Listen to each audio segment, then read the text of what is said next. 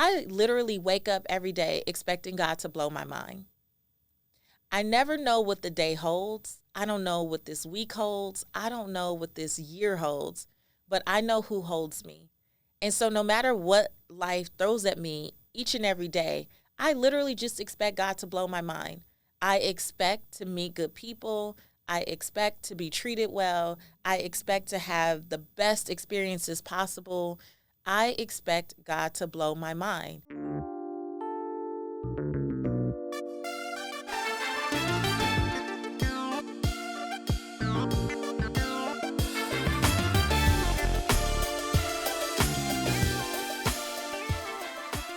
You're listening to the Redefining Wealth podcast with Patrice Washington. This is the space where you come each and every week to learn more about what it means to chase purpose, not money. If you're brand new here, welcome to Redefining Wealth. Here's what you need to know. We are a community that believes that wealth is so much more than just money and material possessions. We believe in the original 12th century definition of wealth, which says it's all about the condition of well-being. And if you are an OG listener, a purpose chaser, then you already know that we are in this season of redefining love. And that means redefining love of self, of others, and of God.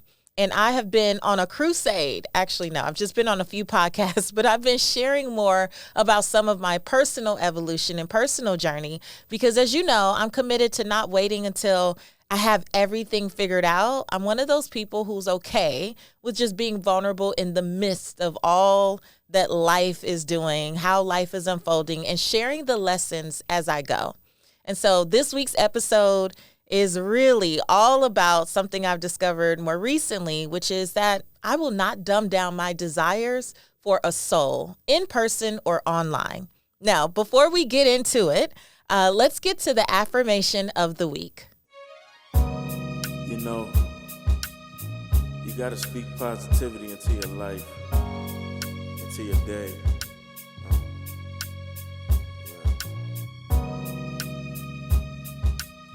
You got to affirm positivity.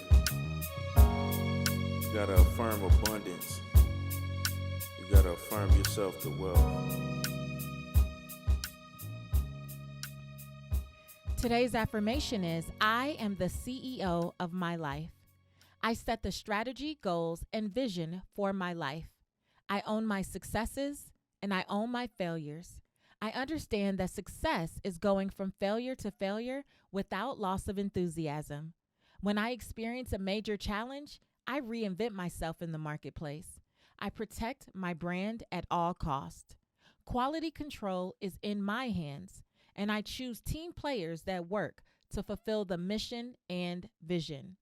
I fire those who do not get the job done. I focus only on the activities which produce positive returns. I take 100% responsibility for the outcome of my life. Declare today, I am the CEO of my life.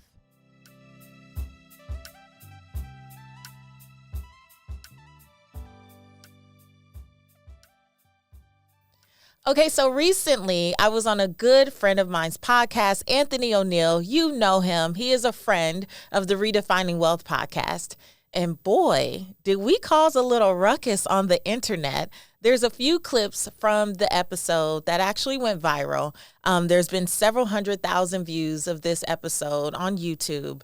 And I just cannot believe the number of people who really have a problem with someone else expressing their personal desires. Here's what I liken it to. I liken it to walking into a Chipotle or a Subway and the person behind the counter saying, what do you want? Like, what do you want to eat? What's your order? What do you desire? And you start, giving them your list. I want a bowl, put some rice, put black beans, put whatever your thing is. I don't eat meat, but put veggies or whatever. And someone in the line going, I hate veggies. But who was talking to you? This was about what I wanted. That's essentially what's been happening with me. So in the episode with Anthony O'Neill, my friend starts to ask me questions about this season I'm in. And if you've been around for a while, you obviously know that I was separated in 2021. I divorced in 2022. And after being in a relationship with the same person for 18 and a half years, I'm in a season of not just rediscovering, but discovering myself, figuring out what I truly want, need, and desire. And I shared on the episode that I wrote a list. I was on a flight from New York City to San Antonio, and I just felt compelled to write this list of what I actually want in an ideal partner. And it's not something that I ever really shared with people publicly, but I started to talk to Anthony about it, and he shared his list here on the podcast of like 5 things, and my list had 29 things. I know you want to rewind and make sure you heard that correctly. I know you do. Yes, the list had 29 things, and let me tell you how I got there. Because there was a couple that I met in New York, and they were just lovely. I just fell in love with how in love they were. And that was one of the things that I really desire, is just to really have a great friend and a great partner. And I was thinking about it on the plane, and my spirit was like, well, you don't even know what you really want. You know you want to be in partnership again. You know that you desire marriage again one day. But do you really know what you want? Because oftentimes we're really clear about what we don't like, but we really haven't taken time to identify what we do like and what we do desire. And so I felt that come up in my belly, and I took out my phone and I started to write this list. And when I got to about 5 or 6 things, I immediately stopped because I was thinking about all of the Instagram relationship gurus and all the people I've heard on Clubhouse. And I've heard this idea over and over again that you should only have a couple things and just let God fill in the rest.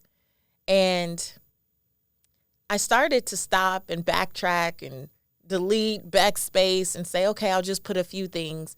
But the next thing I felt was like the Holy Spirit saying, that wasn't for you. You have the right to write whatever you want. You get to dream in this season. And if you're going to dream, you might as well go all out. And so I started to write the list, and I didn't expect it to be 20 plus things, but that's what it became. And over time, as I've dated and met people, I've just continued to refine the list, to add to it, to become more detailed. And so I was sharing that on Anthony's podcast, and the people that it brought out in the comments, people who have been bold enough to send me DMs telling me that I don't have a right to demand anything of anyone. So because I do have this podcast and I do have a platform, I actually felt like this was something that I should talk about here, because it makes me realize, or it made me realize, how often we dumb down our desires to please other people. How often have you thought about something you really wanted, and because someone else couldn't see it for themselves, they couldn't receive that you could want something like that for yourself? Or how often have you shared like a hope, a dream, or desire, and someone projected their fear, their insecurities, their imposter syndrome, whatever they're dealing with, onto you, and it actually made you question what you truly want? And I believe that's the reason that so many of us are living on autopilot. So, in this season, as I've been leading these groups, Mastery and Momentum and Pillar Mastery, which you are always invited to check out at patricewashington.com, the big thing for us is getting off autopilot. Why are we just doing what we've always done? And why are we just always going along with what our friends say, our family says, maybe a coworker, a boss, whoever? We don't question anything. When we don't question anything, it's really hard to believe or conceive that we're actually living in our most authentic reality, like our most authentic possibility, because we're on autopilot and we're doing things because everyone else does it, or because everyone else has said that this is what's acceptable. But what if what you truly desire does not align with other people's idea of what you should want because of your background, your experience, your gender, your socioeconomic status? What if that just doesn't align? but you know deep down what you desire. That's basically where I am in this season, where I understood all of the things that people were saying, and I understood a lot of where that may be coming from. But I also understand more and more who Patrice is and what Patrice wants and what Patrice desires. And I will not apologize for that. And I will not reduce my list because of someone's opinions. And I will not filter what I feel is best for me because it doesn't measure up to what other people think I should want.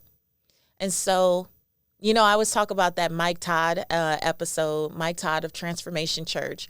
He talks about how, Jesus was buried on a Friday and rose on Sunday, and we don't know what the Saturday looks like. Like, we talk about the death and, this rising on Sunday, but what was really experienced on Saturday? There was probably a lot of fear and doubt and questioning and why me and all the things. And I don't believe that we wait till Sunday to celebrate. I think that there's so much that we learn and that we grow so much in a Saturday. And this is the time to share what the takeaways are and what the discoveries are. So again, this episode is about not dumbing down your desires. This is where it comes from. And I just have 4 really quick things that I want you to consider along with me.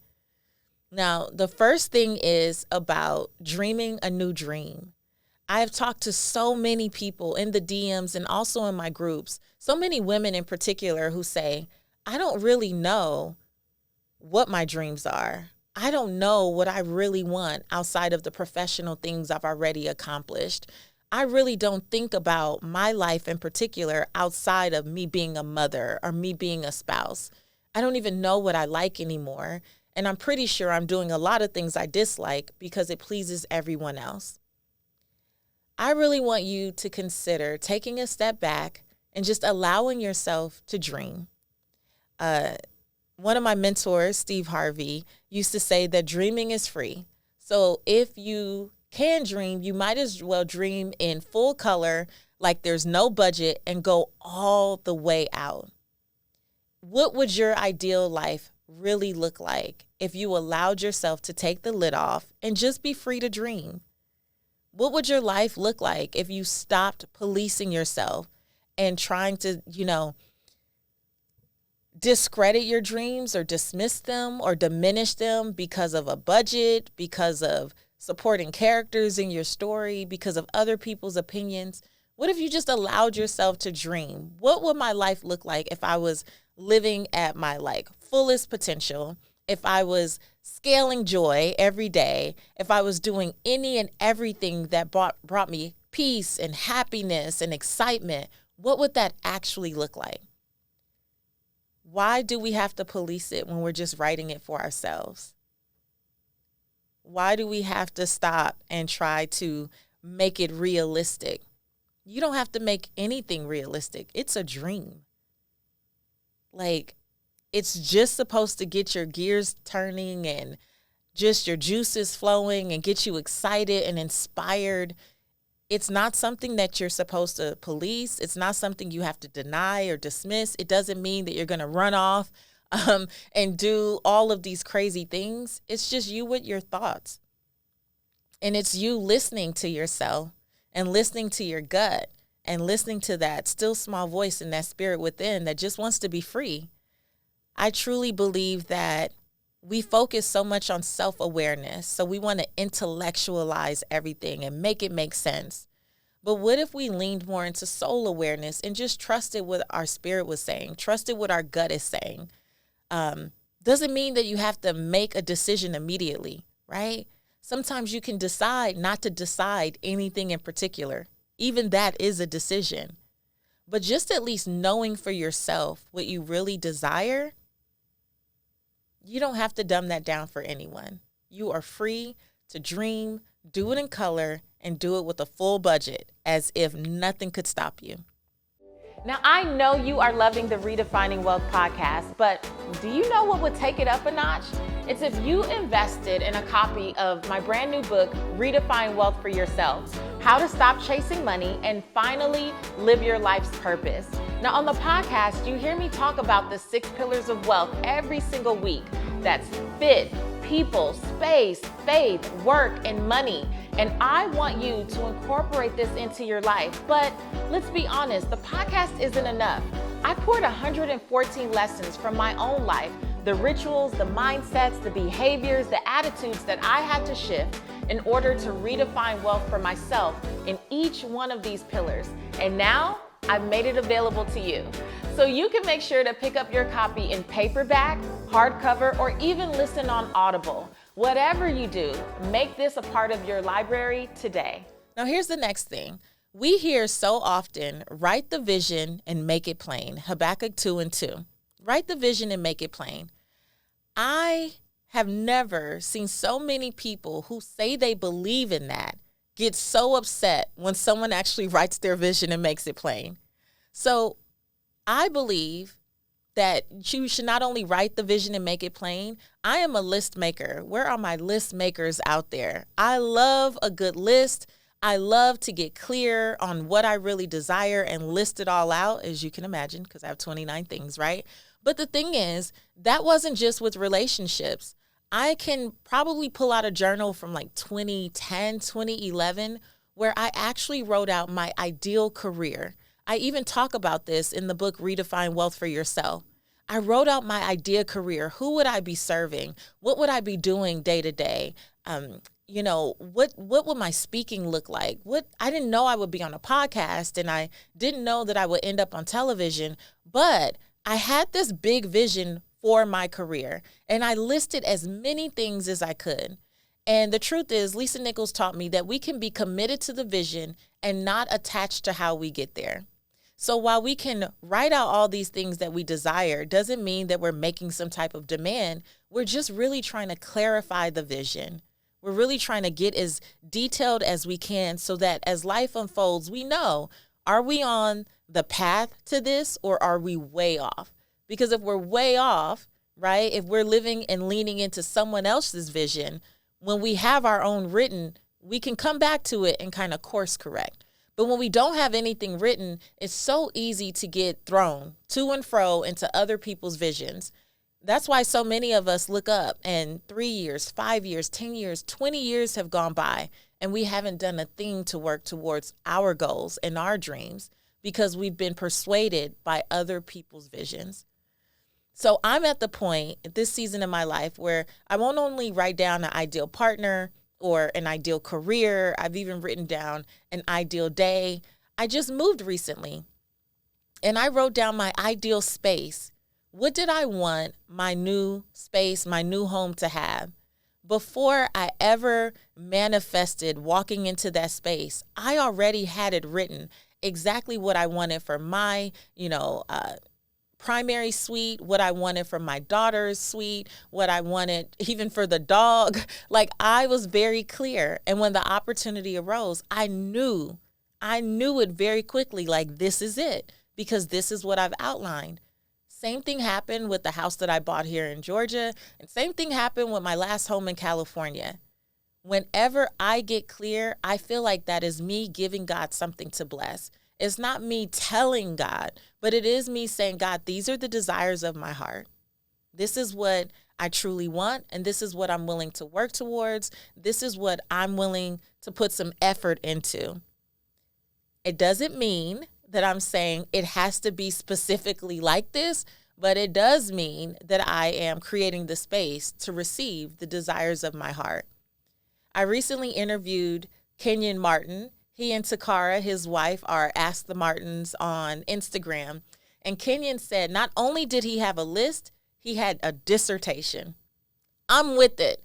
I am like so beyond just even writing the list. My list has little paragraphs under it. I'm going full out. And it's okay because I believe that clarity breeds confidence. And the more clear we become about our desires, the more clear we become about our dreams, the more confident we can become that it's possible for us. What makes things seem so impossible is a lack of clarity.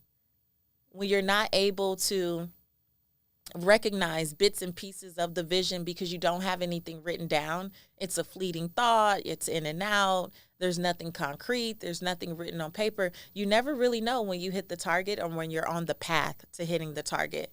So I believe that in this season of now dumbing down our desires, we need to get clear about the list. And if you feel so inclined, do not be ashamed if you want to add a little dissertation to it. And I think it makes sense here, right? Because you think about affirmations, how people throw affirmations out. But if you've been around here for a while, you recognize that we've always done affirmation statements. So I've never been just the quick listed type of person. I've always gone a little bit deeper because I want to know what it looks like, what it feels like, what it smells like, what it tastes like. I don't want to just have a quick idea. The way that you really manifest more is to truly embody it and to be able to visualize yourself in that space or in that opportunity, right?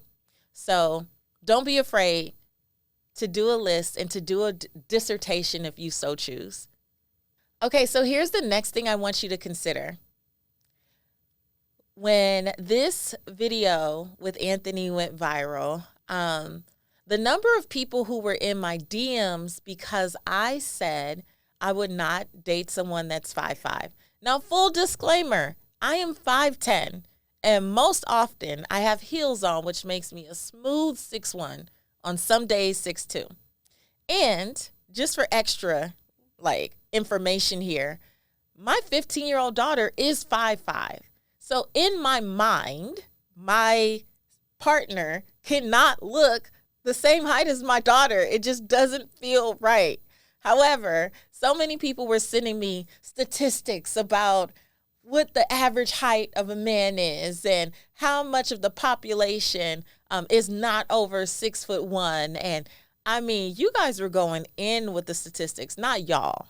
I'm going to say this was Anthony's audience. It wasn't y'all. Purpose chasers, we know better here, right?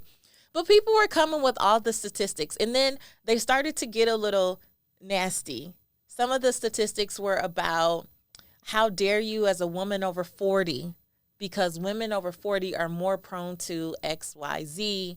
A woman who's a single mother, as a Black woman, all of these statistics that were being thrown at me in the comments and the DMs were essentially to humble me, to make me remember that I am a over 40 Black woman who's a single parent now, and also a woman who's very accomplished. So there's a lot of men who are not interested in women who are quote unquote boss chicks, which I don't even refer to myself as such. But all the statistics were very revealing. And to that, I would say, as you are looking to not dumb down your desires in this season either, I want to encourage you to not let statistics scare you. I understand all of the research and the data and all of the stuff that goes into publishing these statistics, and I'm quite fine with that. But I also know that I am a first-generation American.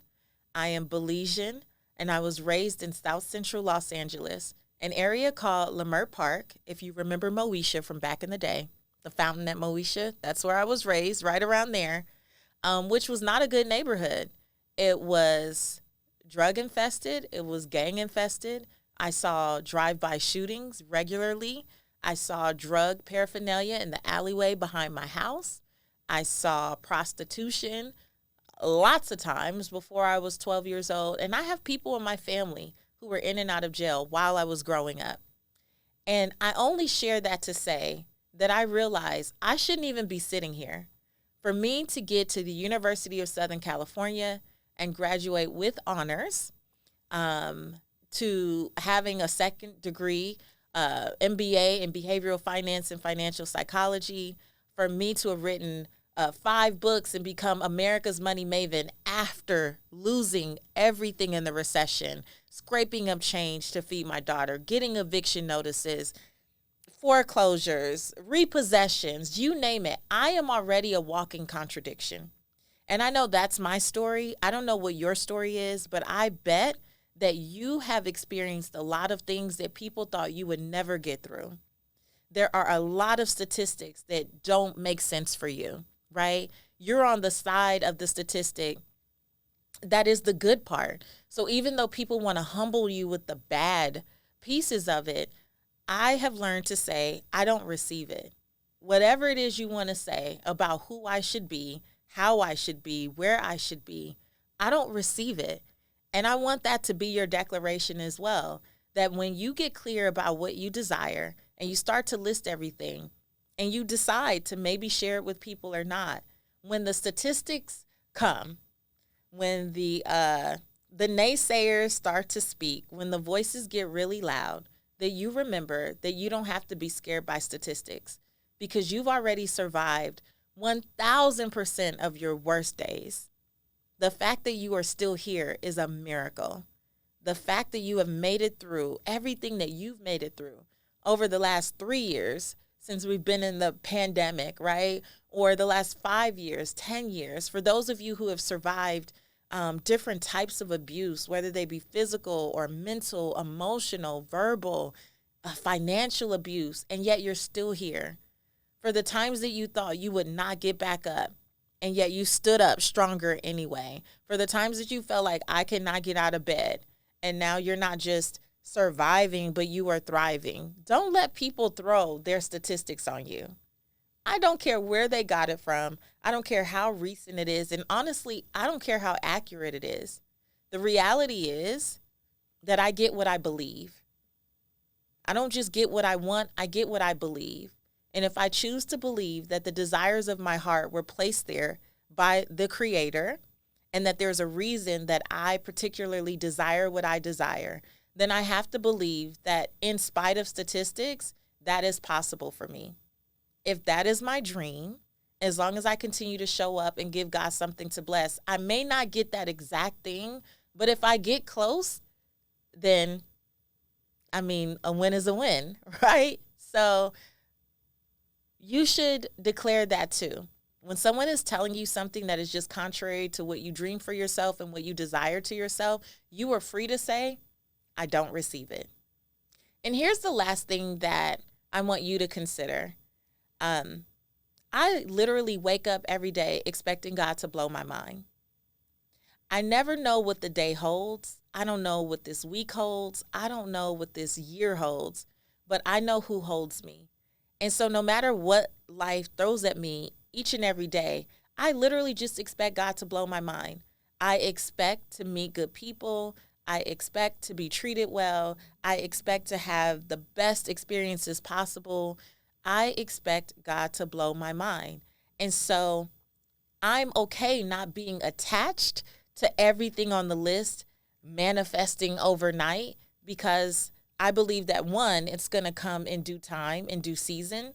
I also believe that there are definitely things that I have to continue to do to prepare for what it is I say I desire.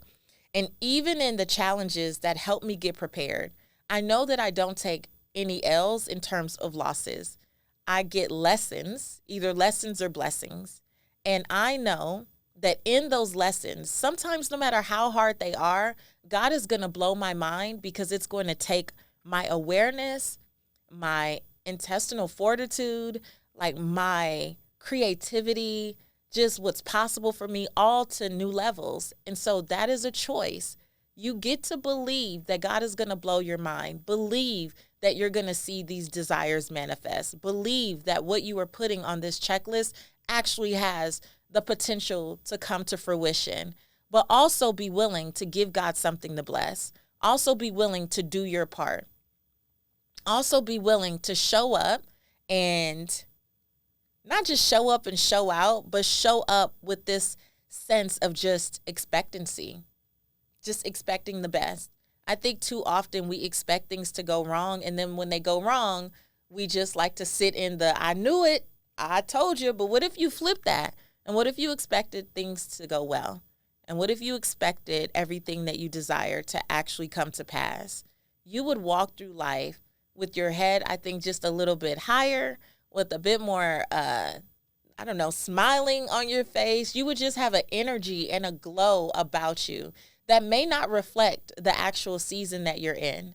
I love when people say to me, you look like you're glowing, you look like you're glowing. The truth is, all hell could be breaking loose, but I still choose to believe that all things come together for my good. And I choose to believe and expect God to blow my mind, even in the midst of whatever it is I'm dealing with. I believe that everything that I'm experiencing is still taking me closer towards living out what is on the list, whether that be a list for an ideal partner, an ideal space, an ideal day, an ideal career for me, whatever it is. I just expect all of these things to come together for my good. And I expect God to blow my mind at every turn. So, I don't know who's tried to get you to dumb down your desires. I don't know who told you to tear up the list, to throw it away, that you don't get to decide. God is going to decide. I believe that we are co-creators, and it's our job to be clear on what our spirit is saying to us. Self-awareness is not enough. Just trying to think through everything intellectually is not enough. I want to invite you to feel into what your spirit is actually craving and what your spirit is yearning for, what you truly desire, and own it. And don't let anyone tell you that it's too late to dream a new dream. Don't let anyone tell you that you have to throw the list away or only put 3 things on the list. If you want a dissertation, write a dissertation. Don't let anyone scare you with their statistics about what doesn't work and who you are and what can't happen for you because it's too late or this or that. I want you to walk around and expect God to blow your mind, because I genuinely believe that when we get clear and give God something to bless, then he can bless it, and he will. But it's all about what you believe. So I hope that this episode is a blessing to you. Thank you to all the people who commented such craziness and foolishness on YouTube. You really inspire me to keep going and to not dumb down my desires and to make everything that I want even more unapologetic. I am tripling down in this season on what I feel led to do, and I hope that I really encourage you to do the same. Until next time, I'm Patrice Washington at Seek Wisdom PCW on Instagram. Make sure you rate and review this podcast episode. Tell me what you thought, what you're taking away. Feel free to share your dreams with me if you desire. I will not hate on you. And make sure that you come and check out Mastery Momentum and or Pillar Mastery. Those are the 2 ways that I'm working with women in this season. And if you feel led to work with me as your personal coach, I would love the opportunity to explore that. So come to patricewashington.com and check it out. Until next time, I want you to go live your life's purpose, find fulfillment, and earn more without ever chasing money. Talk to you later.